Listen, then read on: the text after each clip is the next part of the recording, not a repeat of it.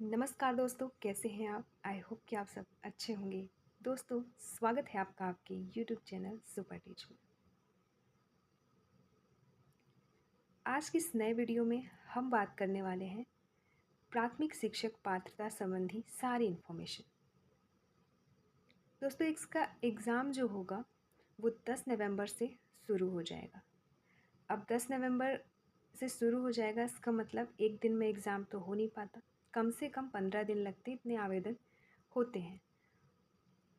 और ये जो ऑनलाइन एग्ज़ाम है, इसीलिए एग्ज़ाम एक दिन ना कंडक्ट करा के महीनों भर भी चल सकते हैं। इसीलिए शुरू जो हो जाएगा एग्ज़ाम वो 10 नवंबर से हो जाएगा।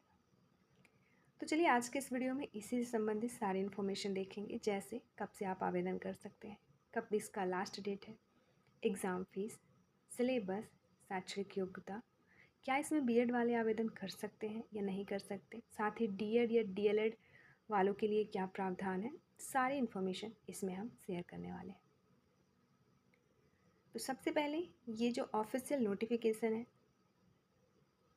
इसे दिनांक 27 सितंबर 2024 को मध्य प्रदेश कर्मचारी चयन मंडल भोपाल की ऑफिशियल वेबसाइट पर अपलोड कर दी गई है। दोस्तों, प्राथमिक शिक्षक के लिए ये जो संयुक्त पात्रता परीक्षा 2024 का संचालन किया जाता है वो ईएसबी द्वारा कराया जाता है और ये मध्य प्रदेश शासन स्कूल शिक्षा विभाग एवं मध्य प्रदेश शासन जनजातीय कार्य विभाग के अंतर्गत आता है।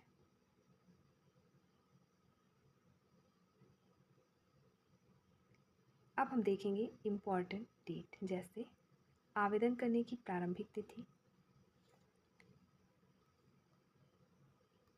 प्रारंभिक तिथि है 1 अक्टूबर 2024 और अंतिम तिथि 15 अक्टूबर 2024। आवेदन पत्र में संशोधन की प्रारंभिक तिथि 1 अक्टूबर 2024 और अंतिम तिथि 20 अक्टूबर 2024। संशोधन तिथि का मतलब, जैसे अगर आप आवेदन कर रहे हैं, आवेदन करते वक्त कोई त्रुटि हो जाती है फॉर्म में, तो उसमें आप सुधार कर सकते हैं। उसके लिए तिथि तय कर दी गई है 1 से 20 अक्टूबर। अब परीक्षा दिनांक व दिन क्या है? तो परीक्षा आपका होना है 10 नवंबर से स्टार्ट हो जाएगा। 10 नवंबर 2024 दिन रविवार से आपका एग्ज़ाम शुरू हो जाएगा। अब बात करते हैं परीक्षा शुल्क की। तो जो भी इसमें आवेदन करेंगे, अगर वो अभ्यर्थी अनारक्षित हैं, अनारक्षित वर्ग के हैं, तो उनको परीक्षा शुल्क देना होगा 500 रुपये प्लस 60 रुपये पोर्टल शुल्क प्लस 20 रुपये अगर वो अतिरिक्त रजिस्टर्ड सिटीज़न यूज़र के माध्यम से लॉगिन करके आवेदन करते हैं। तो ये एग्ज़ाम फीस है अनारक्षित अभ्यर्थियों के लिए। अब बात करें आरक्षित वर्ग के अभ्यर्थियों के लिए, तो आरक्षित वर्ग के अभ्यर्थी पर जो भी नियम लागू होंगे वो केवल मध्य प्रदेश के मूल निवासी आरक्षित वर्गों पर लागू होंगे, जैसे अनुसूचित जाति, जनजाति, अन्य पिछड़ा वर्ग, ईडब्ल्यूएस एवं दिव्यांगजन अभ्यर्थी। तो इनकी जो परीक्षा शुल्क रहने वाली है वो है 250 रुपये, 60 रुपये पोर्टल चार्ज और 20 रुपये अगर वो अतिरिक्त सिटीजन यूजर के माध्यम से लॉगिन करके फॉर्म भरते हैं। तो ये रही परीक्षा शुल्क संबंधी जानकारी। एग्ज़ाम की टाइमिंग दी गई है, रिपोर्टिंग टाइम, निर्देश पढ़ने का समय, एग्ज़ाम शुरू कब से होगा, तो ये सारी चीज़ें बाद में देखेंगे। अभी हम देखेंगे आवेदन करने संबंधी जो ज़रूरी इन्फॉर्मेशन है वो। ये एग्ज़ाम संबंधी है, इसे भी देखेंगे लेकिन अंत में। अब इस पूरे पीडीएफ में एक अध्याय 1 का जो ये पेज है ये काफ़ी इम्पोर्टेंट है, किसके लिए? बीएड वालों के लिए।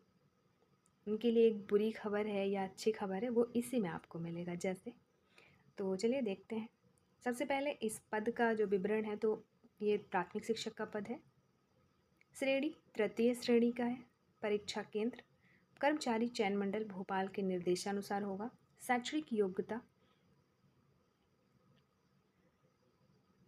तो शैक्षिक योग्यता यहाँ पे रखी गई है कम से कम 50% अंकों के साथ हायर सेकेंडरी अथवा इसके समकक्ष तथा प्रारंभिक शिक्षा में 2 वर्ष का डिप्लोमा या उसके समकक्ष, अथवा कम से कम 45% अंकों के साथ हायर सेकेंडरी अथवा इसके समकक्ष तथा राष्ट्रीय अध्यापक शिक्षा परिषद मान्यता मानक और क्रियाविधि विनियमन 2002 के अनुसार प्रारंभिक शिक्षा शास्त्र में 2 वर्ष का डिप्लोमा, अथवा कम से कम 50% अंकों के साथ हायर सेकेंडरी अथवा इसके समकक्ष तथा प्रारंभिक शिक्षा शास्त्र में 4 वर्षीय स्नातक उपाधि अर्थात BLEd, अथवा कम से कम 50% अंकों के साथ हायर सेकेंडरी इसके समकक्ष तथा शिक्षा शास्त्र विशेष शिक्षा में 2 वर्षीय डिप्लोमा या फिर स्नातक प्लस 2 वर्षीय डिप्लोमा। तो यहाँ पे शैक्षणिक योग्यता सीधे सीधे ये चीज़ है कि आपका 12th कंप्लीट हो, 12th के साथ 2 वर्षीय डिप्लोमा DEd या DLEd। तो ये चीज़ें क्लियर हुई। इसके अलावा अगर आपने ग्रेजुएशन कर रखा है तो उसके साथ DEd, और ग्रेजुएशन में अगर आपने हायर सेकेंडरी जैसे कर रखा है तो उसमें आपके कम से कम 50% अंक होने ही चाहिए। 50% न्यूनतम अंक के साथ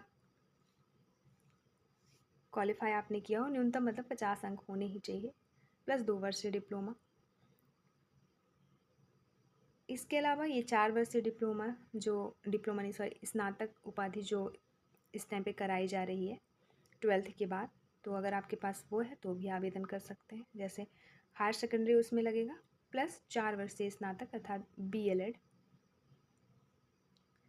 तो 12th DEd, 12th BLEd, स्नातक DEd, तो ये है इसके रियल शैक्षणिक योग्यता। बात करें BEd की, तो BEd वालों के लिए दिया है माननीय सर्वोच्च न्यायालय के दिनांक 11/8/2023 के निर्णय के अनुक्रम में BEd योग्यताधारी अभ्यर्थी पात्र नहीं होंगे। तो ये है बुरी खबर BEd वालों के लिए कि वो इसमें आवेदन नहीं कर सकते। इसीलिए शैक्षणिक योग्यता में BEd का कहीं जिक्र नहीं है, केवल DEd वाले प्लस 12 DEd प्लस स्नातक आवेदन कर सकते हैं।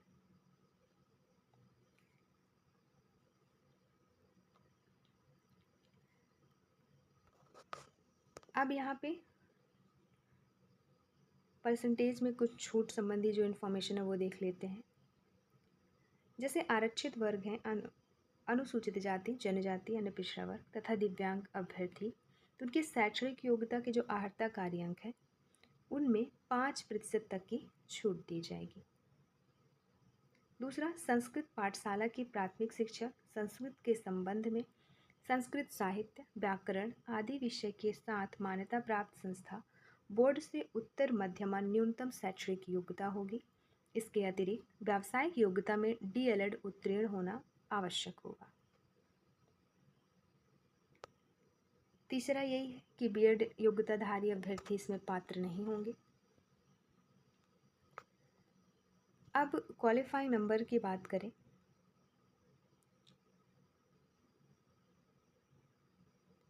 तो अनुसूचित जाति, जनजाति, अन्य पिछड़ा वर्ग और आर्थिक रूप से कमजोर वर्ग के लिए 50% क्वालिफाई नंबर रखा गया है। इसके अलावा जो बचते हैं उनके लिए 60% है क्वालिफाई नंबर। इसका मतलब एग्ज़ाम आपका 150 नंबर का होगा, उसमें से आरक्षित वर्गों को 50% यानी 75 नंबर लाना ही होगा, तब वो क्वालिफाई कहलाएंगे इस पात्रता परीक्षा में। वहीं अगर अन्य अनारक्षित वर्ग के अभ्यर्थी हैं जो, उनके लिए क्वालिफाइंग नंबर जैसे 60% रखा गया है, मतलब 150 में उनको 90 क्वेश्चंस सही करने होंगे तब जाके वो क्वालिफाई कहलाएंगे। तो ये है न्यूनतम अर्हतांक क्वालिफाई नंबर।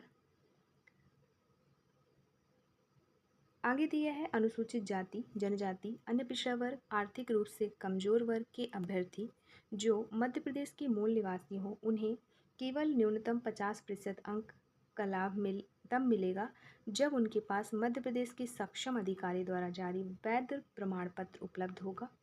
अन्य राज्य के आवेदकों के लिए न्यूनतम अर्हता कार्यांक 60% होंगे। आरक्षित वर्ग, आरक्षण का लाभ उन आरक्षित वर्गों को मिलेगा जो केवल मध्य प्रदेश के मूल निवासी। अदर स्टेट वाले अगर आवेदन करते हैं तो वो भले ही आरक्षित वर्ग के हों, उन पर ये छूट लागू नहीं होगा, उनको आरक्षण का लाभ नहीं मिलेगा। उनको जनरल का ही मानकर क्वालिफाइंग नंबर उनके लिए 60% रहेगा। शुल्क भी अनारक्षित वर्ग वाला रहेगा। बाकी की सारी चीज़ें अनारक्षित वर्ग के हिसाब से ही रहेगी, भले ही वो आरक्षित वर्ग के हों। तो ये लागू होगा। कहने का मतलब आरक्षण का लाभ केवल मध्य प्रदेश के मूल निवासियों को ही, अभ्यर्थियों को ही दिया जाएगा, अदर स्टेट वालों को नहीं। फिर है आगे सबसे इम्पॉर्टेंट कि इससे पहले जब एग्ज़ाम हुआ था वर्ग 3 का, तो उसमें क्वालिफाई हैं जो या नॉट क्वालिफाई हैं जो, तो उनको इसमें एग्ज़ाम देना है नहीं देना है, तो वो सारी चीज़ें। तो इसमें लिखा है साफ साफ, शिक्षक पात्रता परीक्षा की वैधता आजीवन रहेगी और प्राथमिक शिक्षक पात्रता परीक्षा वर्ष 2020 या इसके बाद आयोजित शिक्षक पात्रता परीक्षा के लिए आजीवन वैधता लागू होगी। अर्थात 2020 में आयोजित प्राथमिक शिक्षक पात्रता परीक्षा में अर्ह अभ्यर्थियों को पुनः पात्रता परीक्षा में सम्मिलित होने की आवश्यकता नहीं। मतलब इससे पहले जो 2020 में एग्ज़ाम हुआ था प्राथमिक शिक्षक पात्रता परीक्षा का, तो जो भी अभ्यर्थी क्वालिफाई हैं तो उनको इसमें एग्ज़ाम देने की कोई आवश्यकता नहीं है, क्योंकि वो क्वालिफाई ही कहलाएंगे, क्वालिफाई उसमें थे, इसमें भी। इसीलिए उनको अब चयन परीक्षा की तैयारी करनी चाहिए। चयन परीक्षा में वो उसमें दिए थे, क्वालिफाई है तो भी बैठ सकते थे, इसमें भी देंगे तो भी बैठ सकते हैं।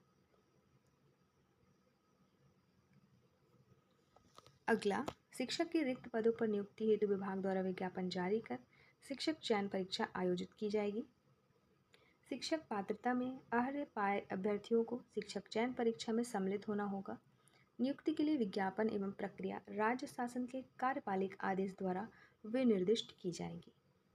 तो अभी ये पात्रता परीक्षा है, इसके बाद चयन परीक्षा होगा, तो इसमें जो क्वालिफाई हो जाएंगे या फिर जिन्होंने वर्ष 2020 वाले में क्वालिफाई हैं वो ही चयन परीक्षा में भाग ले सकते हैं।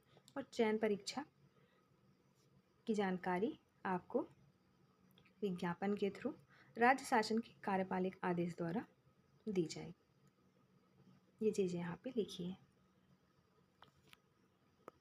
अब यहाँ पे आगे दिया है कि वो अभ्यर्थी जो व्यावसायिक पाठ्यक्रम में अभी पढ़ रहे हैं, अभी उनकी योग्यता पूरी नहीं हुई है, उनसे संबंधित इन्फॉर्मेशन, जैसे शिक्षक पात्रता परीक्षा में भाग लेने वाले आवेदक जो निर्धारित व्यावसायिक योग्यता अर्जित करने के अंतिम वर्ष में हैं, वे भी पात्रता परीक्षा में बैठने हेतु मान्य होंगे। मतलब जो अभी लास्ट ईयर जिनका चल रहा है स्टडी का, वो भी पात्रता में बैठ सकते हैं, इस परीक्षा में परीक्षा दे सकते हैं।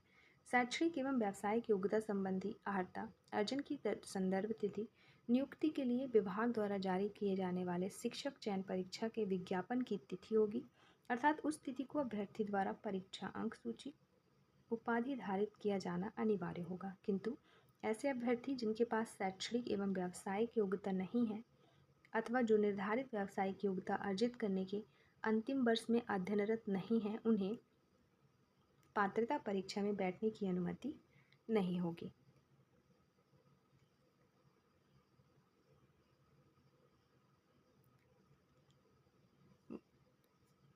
मतलब जिनका लास्ट ईयर चल रहा है वो आवेदन कर सकते हैं, एग्ज़ाम भी दे सकते हैं। फिर आगे, ऐसे अभ्यर्थी जो अनुसूचित जाति, जनजाति, अन्य पिछड़ा वर्ग, आर्थिक रूप से कमजोर प्रवर्ग अथवा दिव्यांग श्रेणी के हैं, किंतु उनके पास मध्य प्रदेश के सक्षम अधिकारी द्वारा जारी वैध प्रमाण पत्र नहीं है तो उन्हें पात्रता परीक्षा में अनारक्षित प्रवर्ग के लिए निर्धारित न्यूनतम अंक प्राप्त करने पर ही शिक्षक चयन परीक्षा में अनारक्षित प्रवर्ग में अभ्यर्थता मान की जाएगी।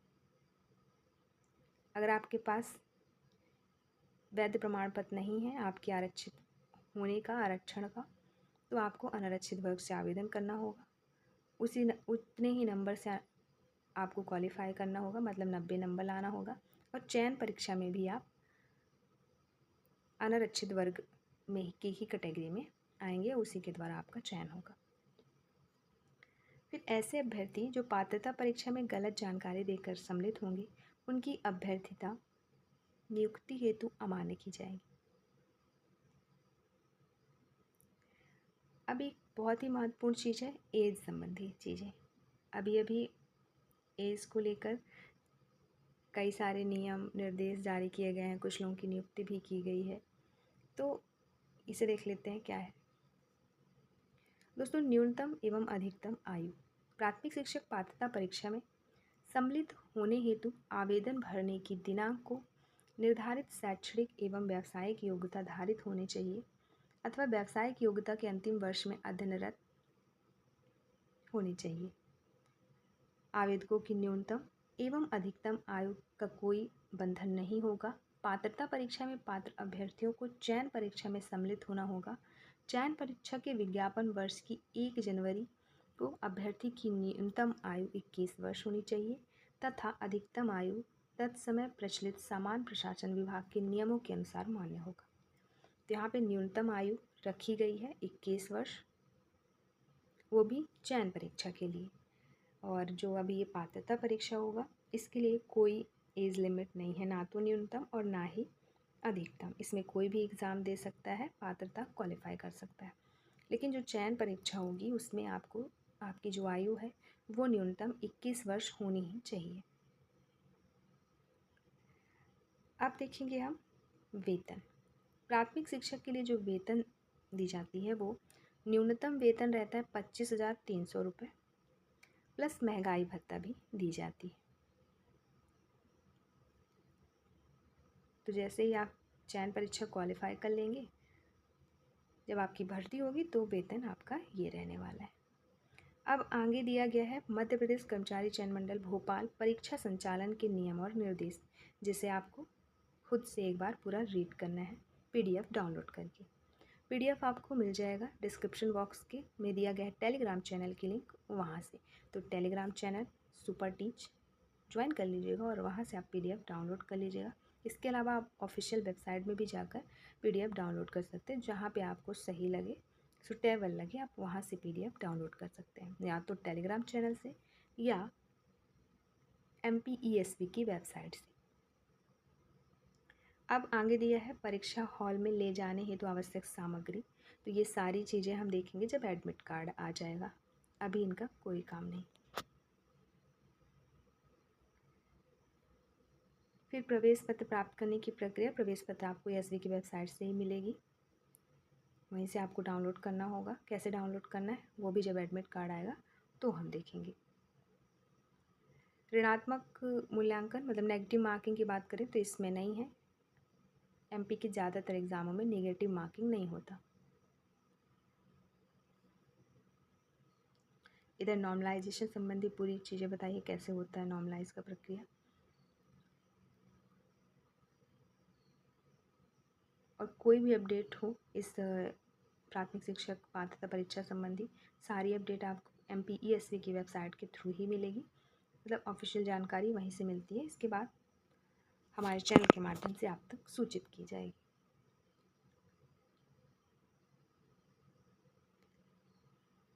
आवेदन 1 से स्टार्ट हो जाएगा, तो जो भी अभ्यर्थी योग्य है, एलिजिबल है, आवेदन करना चाहते हैं तो वो समय रहते आवेदन कर दें। लास्ट डेट का इंतज़ार ना करें। कभी कभी क्या होता है लास्ट डेट में सर्वर काम नहीं करता, डाउन रहता है, एग्ज़ाम फॉर्म भी आप नहीं भर पाएंगे ऐसे में।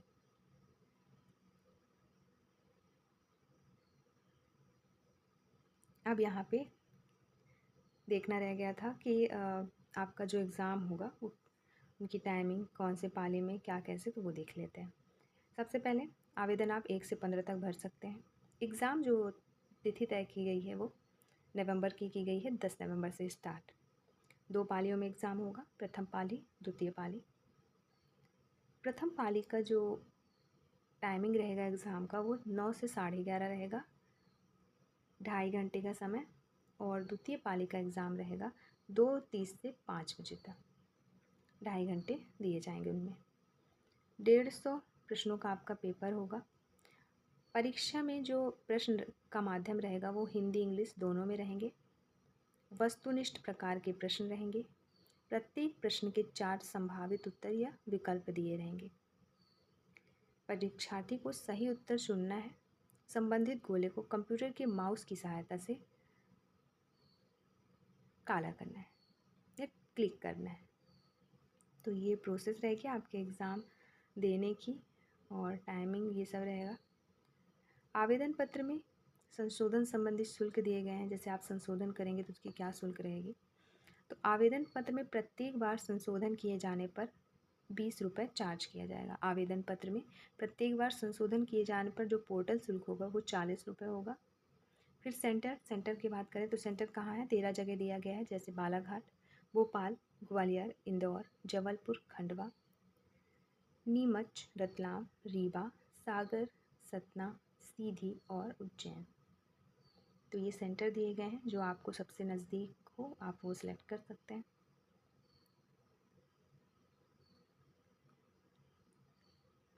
और पेपर आपका 150 प्रश्नों का होगा, प्रत्येक प्रश्न के 1 अंक होंगे। 2.5 घंटे का पेपर होगा। और किन किन विषयों को आपको पढ़ना, मतलब कितने सब्जेक्ट से ये पेपर आएंगे, तो आपका बाल विकास एवं शिक्षा शास्त्र, हिंदी, इंग्लिश, मैथ और पर्यावरण अध्ययन। अब इसका जो डिटेल पाठ्यक्रम है, डिटेल सिलेबस है, वो हम नेक्स्ट वीडियो में अपलोड करेंगे।